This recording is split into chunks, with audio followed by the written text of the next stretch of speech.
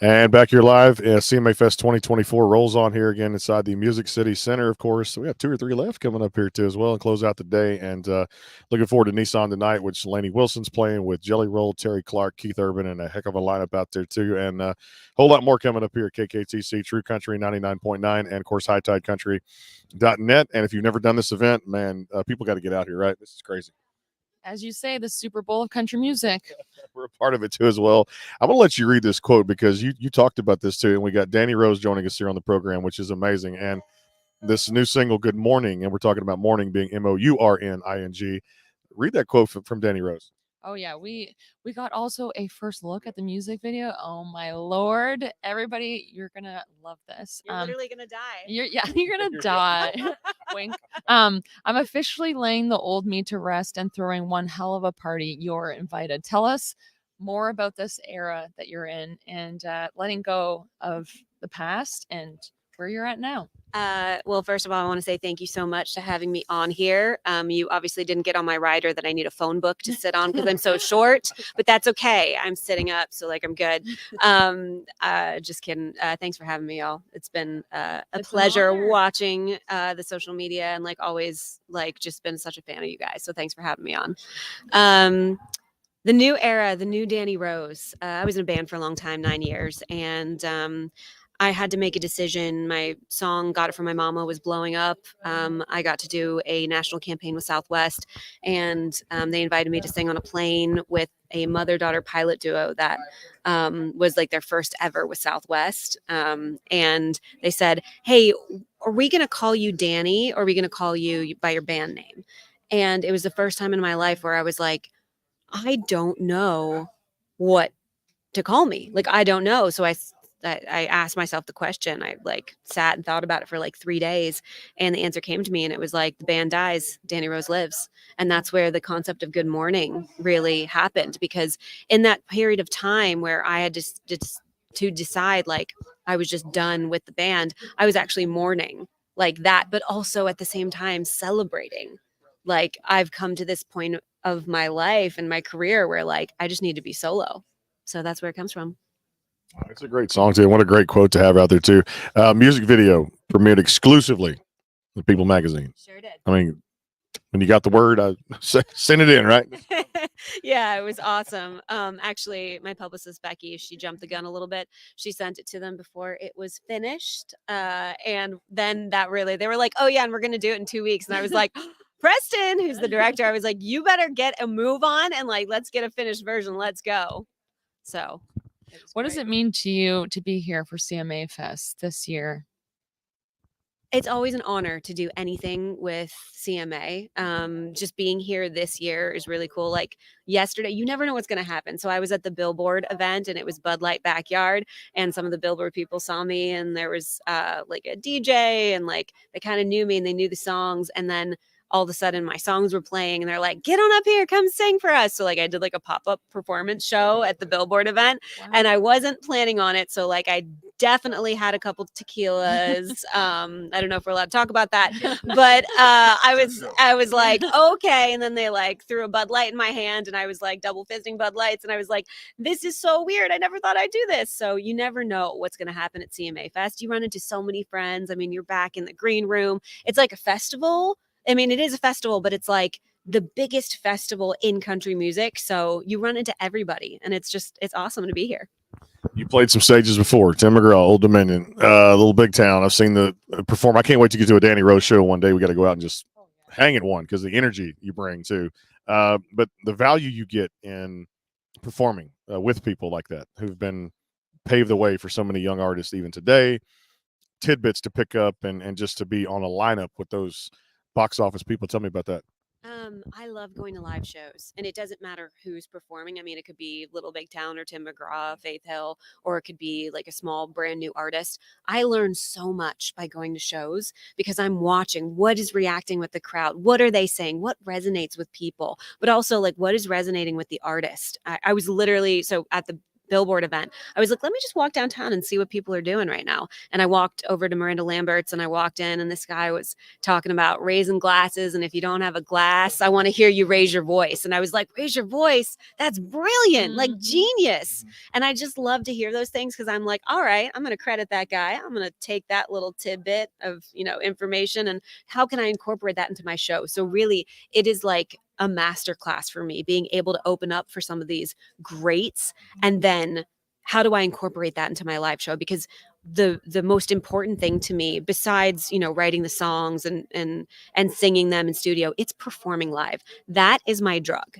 When I am on stage, it's like, this is what I do it for. And when I get a little tiny taste of that, I am good for like weeks on end. That brings me to my question of what is your pre-show rituals? So because I'm so overtly like big and loud energy, Leo rising, like I know that didn't translate with you. He was like, I am not a zodiac guy, don't know about that. You got it. Yeah, that's why I looked at you. I was like, he has no idea what I'm talking about. Because like there's so much energy, I get really quiet. Talk about sports. So for huge national anthem games, so I had the pleasure of singing for 2 NFL games so far. I've always sang at the Dodgers. I usually do opening weekend, which is really fun and exciting. But before something like that, where I'm singing in front of like 65,000 people, I get really quiet, and I just have to be like totally nobody talk to me. And the reason why is because it's not just the performance that I'm working on. I got to do TikToks and content, y'all. I need to be doing the content. So I'm thinking about my next move. All right, if I sing at this time, then I'm going to have 3 minutes and I get to be on the field. What can I do? What cheerleaders can I grab? What mascot can I do everything with? And who can I get it to do it with me? I don't know if y'all saw that I sang for the Titans last year, but I ended up getting the cheerleaders. And I'm blanking on the mascot for Titans, but I got him, and we all did this walk on the field, and it was right after I sang. So it was literally like, I don't even care about the anthem right now. Like, yes, I'm going to sing the anthem. What an honor. I need to get those TikToks going. Like, that's where my head's at, which is pretty crazy. You are incredible at TikTok. We have 1.3 billion views on TikTok with over 1 million videos created. That is an inspiration. And I think that's so important. We're seeing that with artists. We always say that the creative side is so important, but with social media these days, obviously that's so important. And how do you balance the two? I know you're brilliant, and everything that you're doing, it's authentic and organic to you, but I guess, yeah, like what is your tricks, or how do you keep on the ball with that stuff? Because you're so good at it. Well, I'm fooling everyone, including you, because you think I'm brilliant. I'm not. No, I always treat it like a game. It's like life, everyday music. It's like, how far can I get? What can I do?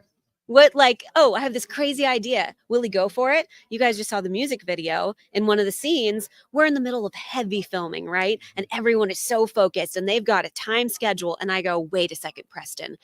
It's going to be awesome if I tap the mic and go, and we stop the music, because it's going to catch everybody off guard. And he's like, what? And I'm like, bro, just come up here and film me and do a little mic thing right here. And I'll explain to you when it's afterwards, like after we film, what I want to do. And it's just little tiny tidbits, like, how far can I get? What can I do? How much can I make my publicist work and shoot this TikTok for me before she kills me? You know what I mean? It's like, it's just one big game, and I have so much fun playing.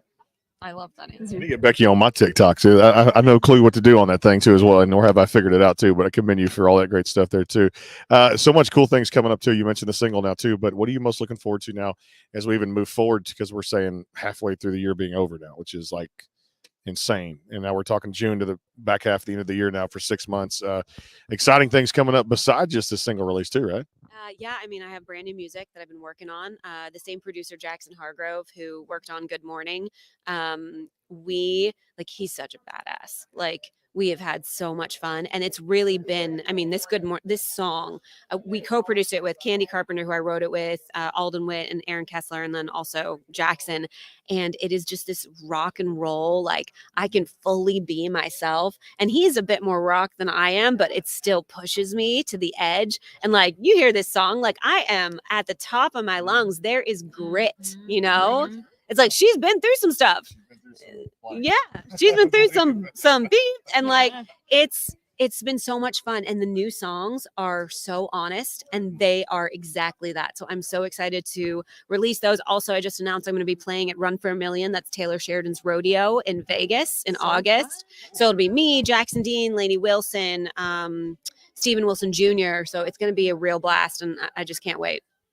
Speaking of this women's country movement, it's amazing to see what she's done. Lainey Wilson, the growth over these last couple of years on fire, and then fill in the blanks with whoever else you want. And everybody knows the names out there from what's going on right now. I love this because I think it seems like for me, I've been told at least, interview more female country artists on this show than I do male country artists, which is just out there too. Crazy. The movement and how it kind of motivates you and fuels your fire for your career.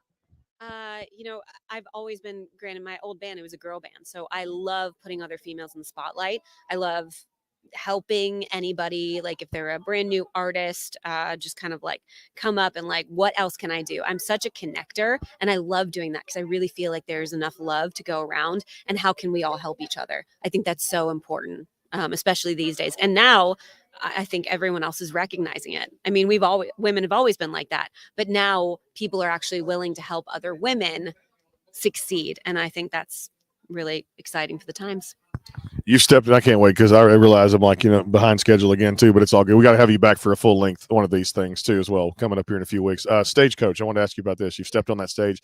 A lot of artists have said that's their dream, kind of bucket list stage to step on. I've heard others too about the Opry and things like that. Highlight for me, because you've been on that stage, just what that means for you in your career, having been on Stagecoach. Stagecoach is such a festival. I mean, you are dead tired. You are sweaty. You are dusty. You are literally, you can't even talk. You hear how clear my voice is right now? When you hear me at Stagecoach, I'm going like this because I literally can't talk. Like, I have so much dust in my lungs, and I am sick for days, and it is so worth it. I am so willing to go through that agony just to be at Stagecoach. We have such a good time. So this past year, unfortunately I didn't play this year, but I played there 3 times. But I just went, and they had me there at the Yellowstone activation, and it was just me and the cast, and we had a blast. So I was there with Luke Grimes and then Ian Bowen, who's on the cast. I get asked to do a lot of stuff because I have 4 songs on the show. So it's been an absolute blast to just like be with people, especially the cast, and just like be with that family. But Stagecoach, it's so much fun. You get to see all your friends. You get to play for like hundreds of thousands of people, and they just have a blast, and you're all hanging, and then you get to go out and you get to meet everybody. They've got an artist compound. I met Casey Affleck this year. He's awesome. I was hanging out with Lana Del Rey. Like, it was a blast. Sounds like a blast. And also, I want to ask you, because you mentioned Yellowstone, you've had sync placements on Paramount's Yellowstone, CBS's Fire Country, and HBO's True Blood. Let us know a little bit more about the sync world. How does it feel as an artist to have your music in movies and TV? And I know that you produced your music video, so I'm sure it was really cool to be a part of film that way. I have always been really lucky at getting these sync placements. I don't pitch at all. Like, these are just people that like come to me and say, hey, we want your music. That's kind of how Yellowstone started. My very first sync TV placement ever was HBO's True Blood. And that was really cool. That's actually how I launched the band. My old band, I was like, oh, I got this sync. Let's get these girls to sing on this song with me. And that's how I'm going to launch this band. Hindsight, was that a mistake? I don't know. It's how we got to here. But I had that placement. I mean, I've had songs on Nashville, on said right there, Fire Country, Yellowstone, Roswell on whatever that network is, Monarch on Fox. I've had stuff on the NFL network. It's crazy, y'all. Like, the amount of like songs that I've had on TV, and the fans that recognize them are so cool. I would say by far Yellowstone and Fire Country are the biggest ones. And you'll hopefully be hearing more from me on Fire Country. Wow.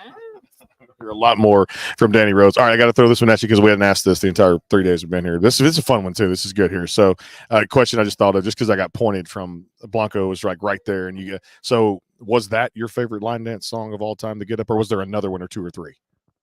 My favorite line dance song of all time. Get up, or was it something else B did, Brooks and Dunn, or was it something else that? I mean, the get up is like so fun because he tells me what to do. He's got instructions. Yeah. Literally, he does that. Like, he's like, and you are now going to move right, left. Like, he tells, like, I like instructions. I'm really good with directions. Well, I love this. She's a badass out there. Good morning is across all the streaming platforms. And man, this is on fire. I can't wait to get you back. Becky, we got to set this up here soon about July coming up, putting you on the calendar and doing a full one of these at the house so we can have fun with this back in the studios and just have you come on, pick, play, have a good time, and just enjoy this thing. Awesome. Well, thanks so much for having me. I'll appreciate it. Thanks for joining us. Enjoy the rest of that CMA Fest of what's left of it, I guess, the next tomorrow or so, and definitely hey, get some rest too. I know we need to. It comes down. Been crazy. Back here, I think we got one more coming up here in a little bit too as well. More to come here. HighTideCountry.net, KKTC, True Country 99.9 rolls on. Stay tuned.